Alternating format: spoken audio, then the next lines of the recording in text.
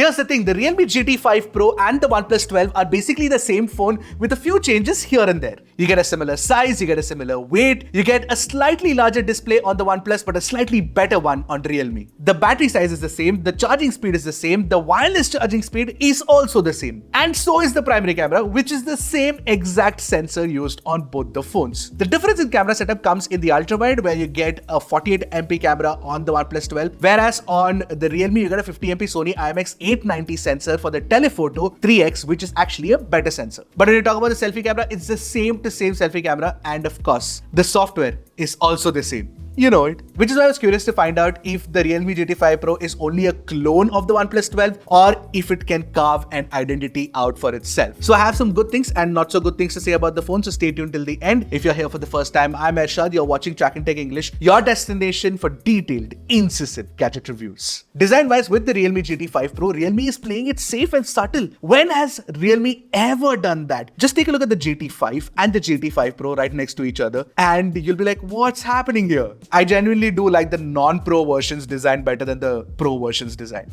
As far as this particular unit that I have in my hand goes, the white silver variant, or I don't know, it's like a creamish color, is very nice, and it's got patent leather at the back as well, so you get a lot of gripability too. But there is this massive camera module that juts out a lot from the rear. And if you look at the camera module at close quarters, you'll also see these serrations on the metal ring itself, which of course is very similar to what OnePlus did with the OnePlus 12. And both these brands are trying to ape what luxury watches do, and they're trying to do that with the camera module as well. Also below that camera module is that not so inconspicuous Realme logo, which is very misaligned, or is that for effect? I don't know. Looks very odd. I'm not a fan of it. By the way, the Realme GT 5 Pro is not a light phone. It weighs about 220 grams. It's also thick at 9.2 millimeters. Very similar in hand feel compared to the OnePlus 12. But yeah, the OnePlus 12 is a slightly bigger phone. You get a SIM tray at the bottom. You get stereo speaker setup. You also get an infrared blaster at the top. You get a volume rocker. You also get a power button right below it. And there's also a Type-C port, and that is Type-C Gen 3.2. So that's great.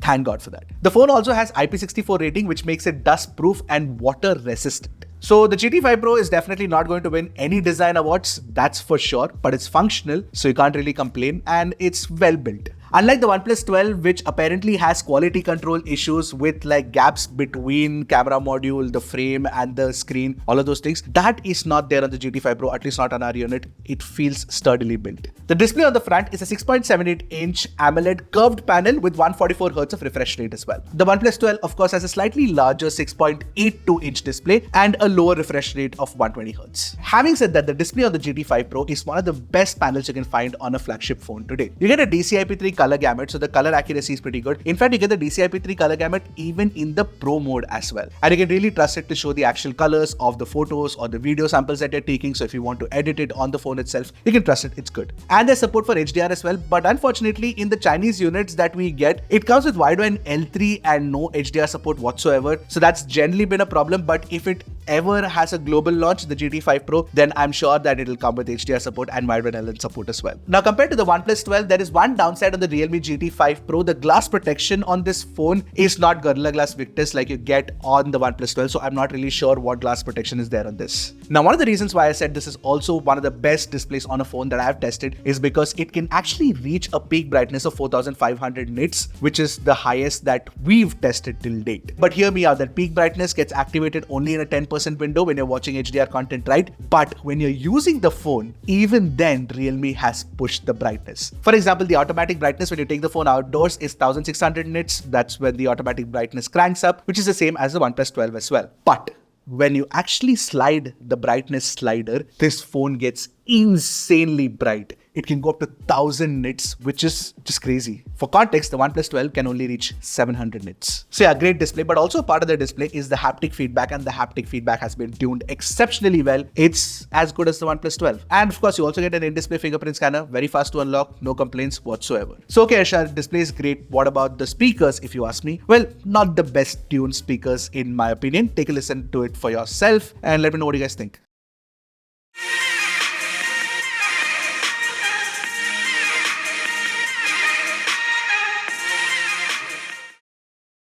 Alright, moving on to the cameras. The camera setup is kind of weird. I'll tell you why. Because you get a primary 50MP LYT 808 sensor, which is nice, but you also get a 50MP Sony IMX 890 3x telephoto camera. Sorry, periscope camera. And this is fantastic because most of the other brands are using the OV64B. In comparison, the Sony IMX 890 is a much better sensor. While that is good, Realme went ahead and compromised on the ultrawide to an extent where the ultrawide is really not that great because it's an 8 megapixel ultrawide and the pictures have absolutely no sharpness. The dynamic range performance is not that great and there is no color science consistency with the primary camera either. Talking about the primary camera, it's a sharpshooter and when you're shooting landscapes, the dynamic range is fine. I have no problem. However, the HDR performance when you're shooting people against the light, it goes for a toss. And the colors are completely off too. In fact, the skin tones, whether you're shooting with the primary or the telephoto, are all over the place. Sometimes it gets it right, sometimes it gets it wrong. The portrait mode's edge detection is also not that great. I'm not a fan. The only time when you get some salvageable shots are when you're shooting with the periscope, which is a good camera that can shoot sharp images.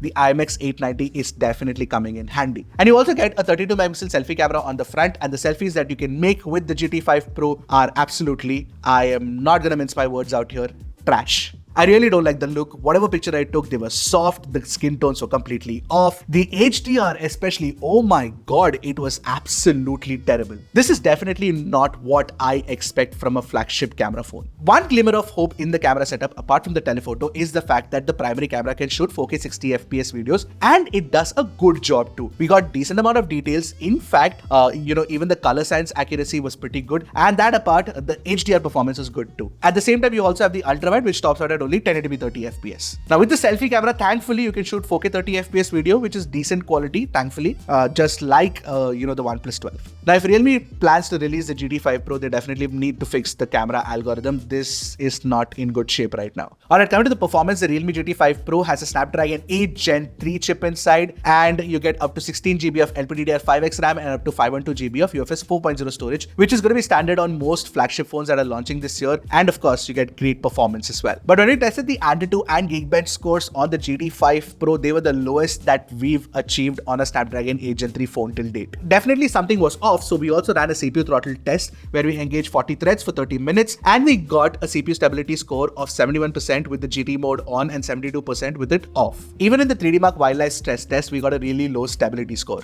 And then I just scrolled down and took a look at the temperature and the phone didn't cross 41 degrees. That is exactly what Realme is doing. It is ensuring, it is actually throttling the performance to ensure that the phone doesn't get too hot. Which means that Realme is being slightly more conservative with the performance tuning, which it doesn't need to, because according to the brand, they have like a 12,000 millimeter square vapor cooling chamber inside the phone, and that should cool the phone enough for it to sort of push performance a little bit more. I don't know why the brand is not doing that. Maybe again, when it gets the global unit out, if it gets the global unit out, they should definitely tune the performance for slightly better performance. I also did play 30 minutes of Genshin Impact and we got an average FPS of 59 FPS, which is fantastic. But when we played Genshin Impact, the phone did get hot, which means that when we're running benchmarks, the phone doesn't get hot, and when we're playing games in real world, the phone does get hot. And that is the final outcome that we have from our performance testing of the Realme GT5 Pro. It is kind of being conservative with the benchmarks. By the way, most BBK flagship phones that are launching right now are coming with a 5400 mAh battery. We saw the OnePlus 12, the Vivo X100 Pro, and now this Realme GT5 Pro as well.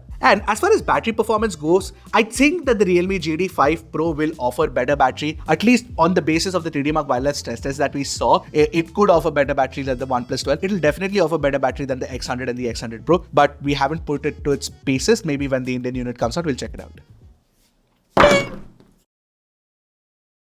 You also get support for 100-watt wired charging with the charger inside the box. You also get support for 50-watt wireless charging, which is again the same as the OnePlus 12. The 100-watt charger should be able to charge your phone from 0 to 100 in about 29-30 minutes. Now, as for the software, this is the Chinese variant of the phone and it's running Realme UI 5 based on Android 14, which is very similar to OxygenOS 14 based on Android 14, which is very similar to ColorOS. You all know it. Now, I did notice a few similar features between OxygenOS and Realme UI. For example, you get the split screen plus floating window option. There's also that search bar at the home screen itself, which is of course inspired from iOS. You can also extract extra content from screenshots when you take it, which is nice. Now, by the way, while I did test out the Realme UI 5 beta on the Realme 11 Pro, I didn't notice these features, but seems like the Realme UI 5 final version with the GT5 Pro seems to have similar features as OxygenOS 14 does. As for the software experience, it's light, it's smooth, it's fast. I have no complaints whatsoever. But I really cannot talk about the bloatware situation or how many upgrades you can expect because, again, Chinese variant of the phone. If you ask me, the Realme GT5 Pro needs to come to India, because if the company can undercut the iQOO 12 with the Snapdragon 8 Gen 3 or any other phone with the Snapdragon 8 Gen 3 that's going to launch in 2024, then it definitely stands a chance to grab some attention. And it could also be a great alternative to the OnePlus 12 because the experience is very, very similar. Is the Realme GT5 Pro only a OnePlus 12 clone? Thankfully not. It's got an identity of its own, including the really bad cameras. In fact, even the OnePlus 12 doesn't have great cameras. So yeah, cameras seem to be lacking this year.